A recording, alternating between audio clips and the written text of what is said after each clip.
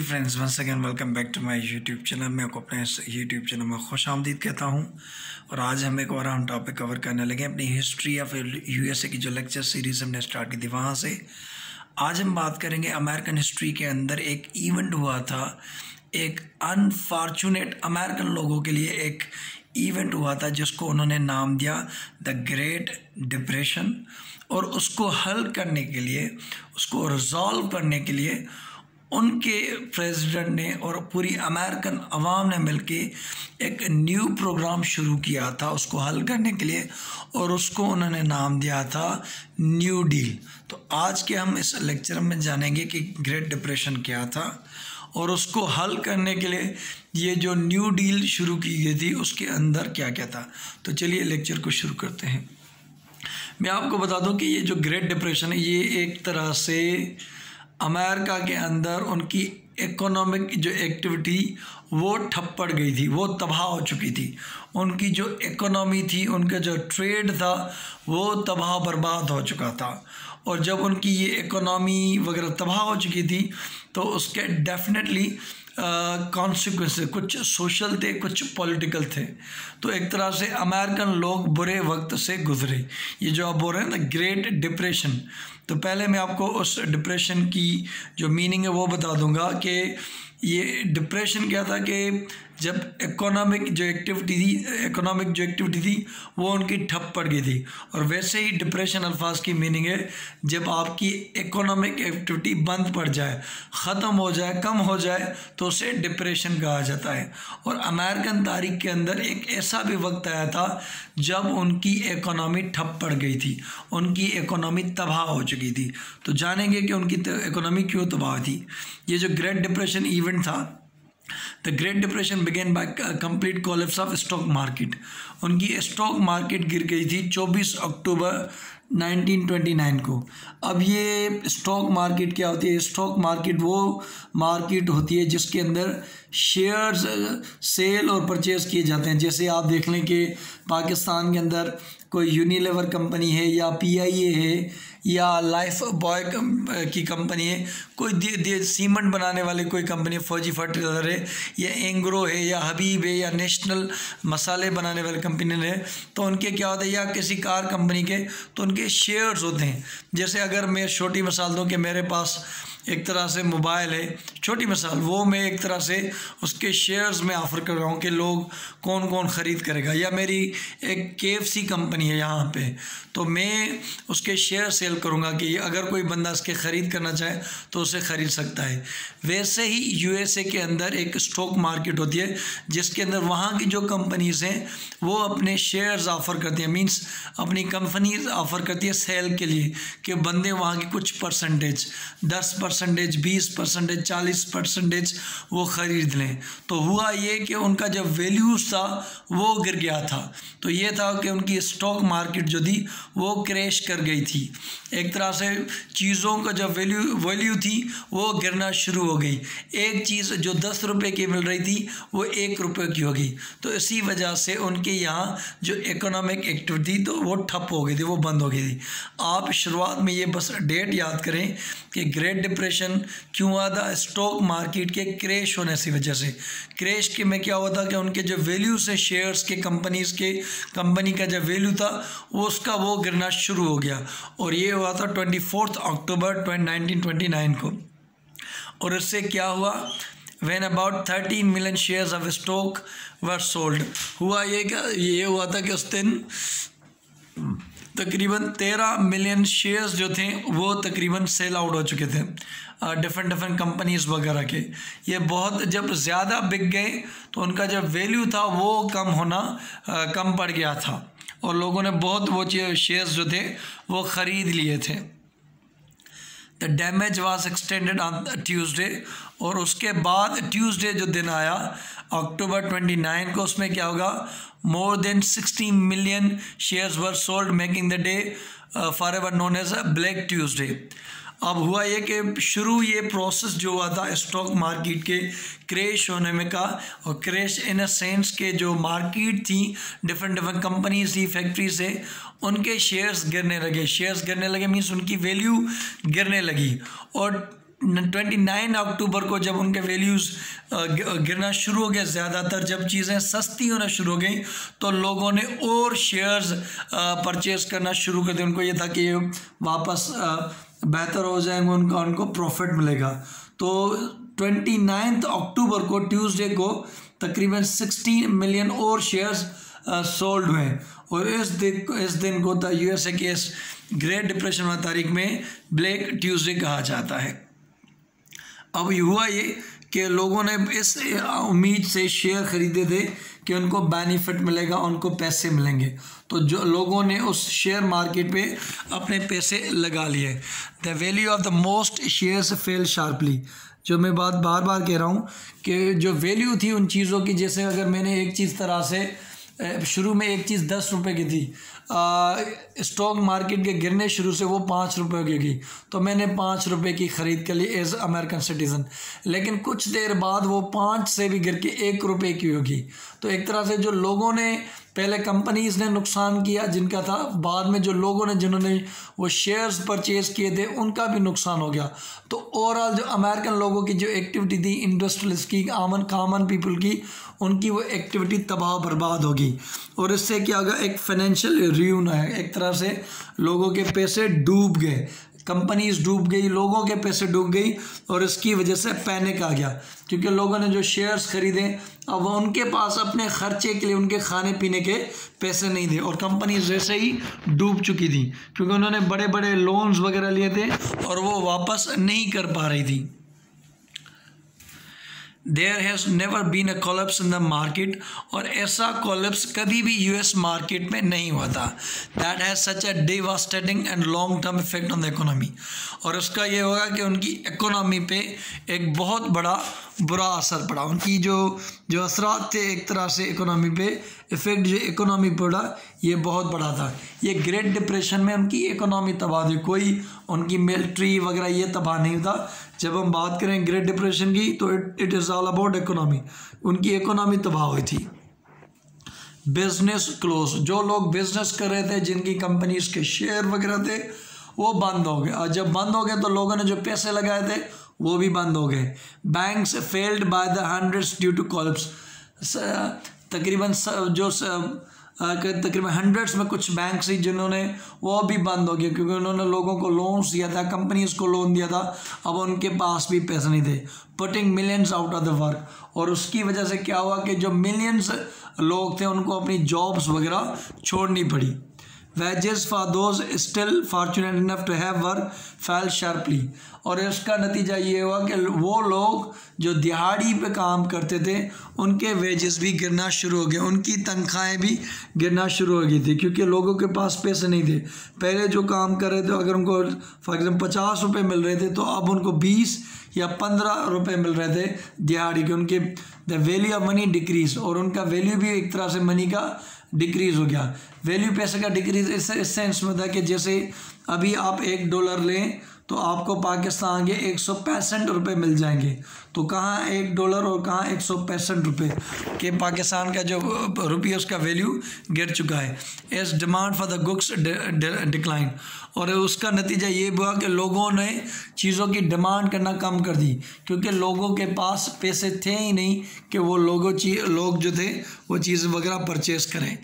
Industrial production had been cut more than half, जो industries चीज़ें produce कर रही थी एक तो वो नुकसान कर रही थी, उनके कुछ शेयर्स गिर चुके थे, उनका वैल्यू गिर चुका था, उनकी प्रोडक्शन कम हो गई क्योंकि प्रोडक्शन कम इसलिए हो जाती होती है कि वहाँ पे जो काम लोग कर रहे थे वो भी वगैरह कम नहीं होंगे और उनकी चीज़ों की डिमांड ही नहीं थी। लोगों को खाने के पैसे नहीं थे तो लोग कपड़े के, मोबाइल, ये वो जो कुछ टेलीफोन, कार वगैरह थी वो कहाँ से लेते हैं। By 1932 the unemployed number of upward 13 million और तकरीबन जब 1932 हो गया था तो तकरीबन 13 मिलियन से लोगों से जॉब चली गई। Many lived in the primitive conditions of the pre-industrial society stricken by famine। तो लोगों की हालत ऐसी हो चुकी थी जैसे इंडस्ट्री से के रिवोल्यूशन से आने से पहले जैसे लोग पत्थर वाली दुनिया में जैसे चले गए, उनकी जो हालात थे वो बिल्कुल ख़राब हो चुके थे। Most of the agriculture segment of the economy had been in serious trouble for years और उनकी जो एग्रीकल्चर सेक्टर था जैसे आजकल हमारा होता है, वो भी बुरी हालत में था।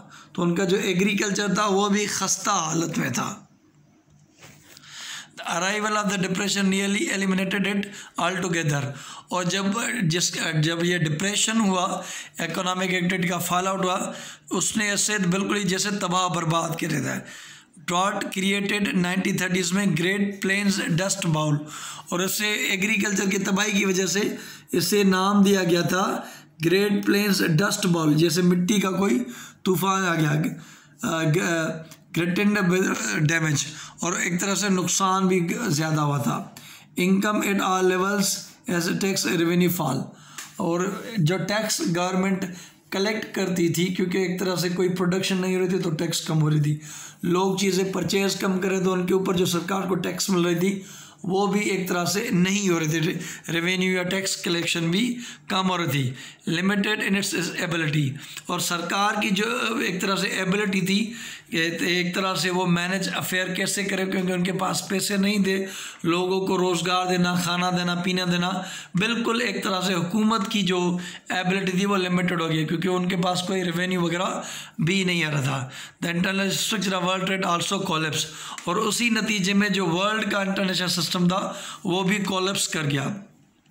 Industrial base by imposing high tariffs on imported goods, और एक तरह से अपनी इंडस्ट्री को प्रॉफिट देने के लिए, ताकि वहाँ की प्रोडक्ट्स लोग परचेज करें, उन्होंने क्या कर दिया कि बड़े बड़े एक तरह से टैक्स लगा दिए जो बाहर से चीज़ें आ रही थी। फॉर एग्जांपल, अगर मुझे एक फ़ोन अमेरिका के अंदर 10 रुपये की पड़ी, अमेरिकन मेड इन, अगर चाइना की आ रही तो उस पर हुकूमत ने टैक्स लगा दिए जो मुझे एक तरह से 20 या 25 रुपये की पड़ रही है, ताकि उन बाहर वाले आने वाले प्रोडक्ट को डिस्करेज किया जाए। अब हम बात कर रहे हैं, क्योंकि जब इकोनॉमी गिर जाती है तो एक तरह से उसके असरात मुआशरे पे आते हैं। वेनेजुएला में चले जाएं, वहाँ पे सबसे ज़्यादा उनके पास ऑयल है, लेकिन ऑयल होने के बावजूद भी उनके जो हालात हैं बिल्कुल ख़राब हैं। तो जैसे ही ये ग्रेट डिप्रेशन अमेरिका के अंदर आया था तो उसके सोशल हालात बिल्कुल ख़राब थे। तो देखते हैं वन बाय वन करके सोशल हालात कैसे ख़राब है। ये जो इंडस्ट्रियल इनपुट थी had been cut off. Industries जो चीज़ें प्रोड्यूस करती है, क्योंकि इंडस्ट्री प्रोड्यूस करती है, लोकल इंडस्ट्री प्रोड्यूस करती है, तो उसका वहाँ की कंट्री को फ़ायदा होता है। और जब बाहर आप सेल करते हैं तो आपको बाहर से भी अच्छे खासे पैसे मिलते हैं। तो जो इंडस्ट्रियल आउटपुट था वो एक तरह से कट हो गया था। 1/4 of the labour force, about 15 million people was out of the work. तकरीबन 1/4, तकरीबन 4 में से 1 जो था, तकरीबन 15 मिलियन जो बंदा था, उनको अपनी जॉब से हाथ धोना पड़ा। All the wages had to be dropped about 50%। और जो दिहाड़ी थी, तकरीबन अगर पहले ग्रेट डिप्रेशन से पहले अगर उनको 100 मिलता था तो अब उनको 50 मिलने लगा। Hundreds of banks had failed, banks failed हो गई, क्योंकि उन्होंने लोगों को कर्जा दिया था, इंडस्ट्रीज़ को कर्जा दिया था, ना इंडस्ट्रीज़ को पैसा देने के वापस सकत थी बैंक्स को, ना लोगों के पास। तो हंड्रेड्स ऑफ बैंक्स थी वो फेल हो गई। Prices of agriculture products drop to their lowest level since. लोगों के पास चीज़ें परचेज करने के पैसे नहीं देते, तो एग्रीकल्चर की प्रोडक्ट्स भी कम उनका वैल्यू का। तकरीबन 90,000 बिजनेसेस फेल हो चुकी थी इस ग्रेट डिप्रेशन की वजह से। सच मैसिव पॉवर्टी एंड हंगर होने लगी यूनाइटेड स्टेट्स में। जो फार्मर मिलेनियर्स थे वो स्ट्रीट में खड़े होके एक तरह से एप्पल्स जो थे वो सेल आउट कर रहे थे। आप देख सकते हैं कि मिलेनियर्स जो थे वो एप्पल्स सेल आउट करते थे। A new home could be bought less than $3,000। आप $3,000 में दे के आप घर खरीद सकते हैं, इतना चीज़ों का वैल्यू गिर चुका था। अब ये डिप्रेशन आई लोग मार्केट के गिरने की वजह से, तो उसको टैकल करने के लिए, लोगों को रोज़गार देने के लिए, लोगों को जॉब देने के लिए ये एक प्रोग्राम शुरू किया जिसका नाम था न्यू डील। इसको दिया था न्यू प्रेसिडेंट, नए सदर आए थे, फ्रैंकलिन रूजवेल्ट, उन्होंने ये एक प्रोग्राम शुरू किया था लोगों को कॉन्फिडेंस देने के लिए और लोगों को ऑप्टिमिज्म देने के लिए। उन्होंने लोगों की सब मदद हासिल करना शुरू की और उन्होंने ये प्रोग्राम शुरू किया, उसका नाम दिया न्यू डील, कि हम ये प्रोग्राम ला रहे हैं, आपके मसले मसाइल हल करेंगे। उन्होंने जब अपना इनॉग्रेशन एड्रेस किया, क्योंकि जब सदर वगैरह आता है या प्राइम मिनिस्टर नया चुन के आता है तो अपनी वो कौम से खिताब करेगा कि उसके एम्बिशंस क्या हैं, उसके टारगेट क्या है। तो फ्रैंकलिन रूजवेल्ट ने भी एक इनॉग्रेशन एड्रेस किया अपनी कौम से। उन्होंने कहा the only things we have to fear is a fear itself. उन्होंने कहा कि हमें जिस चीज़ से घबराना है वो सिर्फ घबराने से ही घबराना है। इट मीन्स हमें घबराना नहीं, इस मसले को मिल के हल करना है। फाइनेंशियल इलनेस अगर पैरा हो जाती है तो एक तरह से नेशन पैरालाइज्ड हो जाती है, नेशन लंगड़ी हो जाती है, टूट जाता है। तो उसी चीज़ को हल करने के लिए उन्होंने अपने सेक्रेटरी ऑफ द ट्रेजरी को बुलाया जिनका नाम था विलियम वुडन। उनको कहा कि आप एमरजेंसी बैंकिंग एक तरह से ड्राफ्ट करें और उन्होंने 5 दिन दिए इस चीज़ को टैकल करने के लिए। सोशल, और उनको कहा गया कि हम सोशल और इकोनॉमिक रिफॉर्म्स करेंगे अमेरिकन लोगों को वहाँ से निकालने के लिए, और जो अनएम्प्लॉयमेंट थी उसको हम टैकल करेंगे। 100,000 पीपल एक तरह से अपने कंट्री में फूड के लिए सर्च करते थे। मैंने आपको बताया उनके जो हालात थे बिल्कुल ख़राब थे, और उस चीज़ को हल करने में फ्रैंकलिन रूजवेल्ट ने एक तरह से एक प्रोग्राम लॉन्च किया था जिसका नाम था सिविलियन कंजर्वेशन कॉर्प्स। उन्होंने ये जो प्रोग्राम बना था सिविलियन कंजर्वेशन कॉर्प्स प्रोग्राम, इसको कांग्रेस जो उनकी पार्लियामेंट है उसने भी अप्रूव किया था। ये आप नाम याद कर लें, एमसीक्यू में आ सकता है कि अनएम्प्लॉयमेंट को टैकल करने के लिए फ्रैंकलिन रूजवेल्ट ने जो सिविलियन कंजर्वेशन कॉर्प्स बनाया था उसका नाम क्या था, to bring relief to the young men between 18 to 25। अब इसका मकसद था सिविलियन कंजर्वेशन कॉर्प्स के 25 साल 18 से 25 तक जो उम्र है उनको एक तरह से उनको प्रोटेक्ट किया जाए। Enrolled jobless young man in works campus across country for about $30 per month. और इसी प्रोग्राम की वजह से जो ट्रिपल-C था, इस तरह ये कहने की कोशिश की गई कि लोगों को जॉब दी जाए $30 पर मंथ देके, और उनके लिए क्या किया गया, planting trees to combat soil erosion. Soil जो ज़मीन कमज़ोर पड़े थे उसके लिए उन्होंने कहा कि हम ट्रीज़ को प्लांट करेंगे। एंड मेंटेन नेशनल फॉरेस्ट, हम अपने नेशनल फॉरेस्ट को भी मेंटेन करेंगे। एलिमिनेटिंग स्ट्रीम पॉल्यूशन, जो गंदलान फैल चुकी थी उससे हम ख़त्म करेंगे।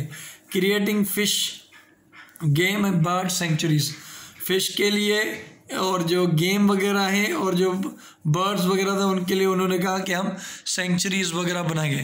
Conserving coal, petroleum, shale gas, sodium, helium deposit, उन्होंने ये भी कहा कि हम उनको प्रोटेक्ट करेंगे। ये अनएम्प्लॉयमेंट के लिए। अब हम बात करें एग्रीकल्चर के, ये वो एरियाज है जिनमें फ्रैंकलिन रूजवेल्ट काम करेंगे न्यू डील के कॉन्सेप्ट के तहत। 1933 कांग्रेस में पास किया एग्रीकल्चर एडजस्टमेंट एक्ट, जैसे वो ट्रिपल-C था, ये ट्रिपल-A है। तो एग्रीकल्चर एडजस्टमेंट एक्ट के तहत to provide economic relief to the farmers, तो अब वो कह रहे थे कि फार्मर्स को रिलीफ दिया जाए। ये जो एग्रीकल्चर एडजस्टमेंट एक्ट था, had a core plan to raise crop prices by paying farmer subsidy to compensate for their voluntary cutbacks in the production. तो हुकूमत ने ये कहा कि हम फार्मर को सब्सिडी देंगे कि अगर उनकी गंदम की फॉर एग्जाम्पल रकम 10 रुपये है तो सरकार 2 रुपये डाल के उनको 12 रुपये देगी। तो ये सब्सिडी का ये कॉन्सेप्ट था। Blacks and depression and the new deal, वैसे ब्लैक्स हमेशा ही आज भी जैसे एक मूवमेंट है ब्लैक लाइव्स मैटर, तो अमेरिकन के अंदर जो अफ्रीकन नीग्रोस ब्लैक हैं उन्होंने हमेशा सफ़र किया है अमेरिका के अंदर, और इस ग्रेट डिप्रेशन के भी अंदर जो अफ्रीकन थे उनको बड़ा नुकसान उठाना पड़ा। वैसे वाइट को भी उठाना पड़ा, लेकिन उसके जो पहला असरात थे उसको तो काले लोग जो अमेरिका के अंदर थे उनको उठाना पड़ा। 1930s के अंदर ब्लैक लोगों की सिचुएशन ऑलरेडी ख़राब हो चुकी थी। अफ्रीकन अमेरिकन जो थे वो पहले लोग थे, अगर जॉब से निकला फॉर एग्जांपल एक बंदा अगर एक अपनी कंपनी में 5 में से 3 ही रख सकता है, 2 को से निकालना होगा। तो अगर 3 वाइट और 2 काले तो उसको पहले वो काले लोगों को निकालते थे। तो ऐसा होने लगा कि पहले जो जॉब से फारिग होने लगे वो ब्लैक पीपल होने लगे, जो काम वगैरह मिलने लगा वो वाइट लोगों को मिलने लगा। जॉब्स फॉर नीग्रो एक मूवमेंट भी चले, जैसे अभी एक मूवमेंट चले ब्लैक लाइफ मैटर, तो जॉब्स फॉर नीग्रोज के लिए भी एक मूवमेंट चली और लोगों ने बाइकआउट करना भी शुरू कर दिया उन स्टोर्स का जहाँ पे ब्लैक्स को जॉब से निकाला जाता था। एक बनी national Negro Congress in 1938 and southern Negro youth Congress 1936। तो एक तरह से ये भी चीज़ें होने लगी। उसके बाद न्यू डील के बाद सेकंड न्यू डील है कि जो चीज़ें खामियां फर्स्ट डील में रह गई वो सेकंड डील में आ गई, और उसमें यह था increasing pressure of great depression cause president Roosevelt to back new set of the economic social mess prominent among those were best to fight poverty। अब न्यू डील के अंदर पॉवर्टी से लड़ना था, to counter unemployment with work and provide social safety net, लोगों को social safety दी जाए। उसके लिए उन्होंने एक प्रोग्राम शुरू किया, the works progress administration VPA, the principal relief agency, और ये एक एजेंसी थी सेकंड न्यू डील में, was attempt to provide work rather than welfare, तो लोगों को काम दिया जाए क्योंकि वो उनसे जनरेट करें। अंडर ये जो VPA प्रोग्राम है, building roads red airports schools were constructed, ये बने। एक्टर्स पेंटर्स म्यूजिशियंस राइटर्स उनको जॉब दी गई through federal theatre project, federal art project and federal writers project. Social security उनको दी गई। Under Franklin Roosevelt and new deal the government's role America grew more than any era before, और इसी great depression से पहले कभी तक American government का इतना रोल नहीं रहा जितना इस ग्रेट डिप्रेशन में रहा, क्योंकि लोग अमेरिकन हुकूमत पे निर्भर थे। देखने का बहुत शुक्रिया। ये कुछ था और ये कॉन्सेप्ट था, अमेरिकन जी जो इकोनॉमी डूब चुकी थी, लोगों ने शेयर्स वगैरह परचेज किए, लेकिन उनका वैल्यू बिल्कुल गिर गया। तो जैसे उनका वैल्यू गिर गया तो लोगों के पास उनके जो पैसे थे वो तबाह हो गए। जैसे फॉर एग्जांपल अगर मैं ये कोई घर 10 लाख का लेता हूँ और मंथ के बाद ये 1 लाख का हो जाए, तो अगर सारों का ऐसे ही हो जाए तो लोगों के जो पैसे थे वो एक तरह से तबाह बर्बाद हो गए। वैसे ही ग्रेट डिप्रेशन के अंदर अमेरिकन पीपल के पैसे तबाह हो चुके थे, और ये न्यू डील सरकार का प्रोग्राम था जिस तरह उस चीज़ को टैकल करते हैं। थैंक यू सो मच, देखने का बहुत शुक्रिया।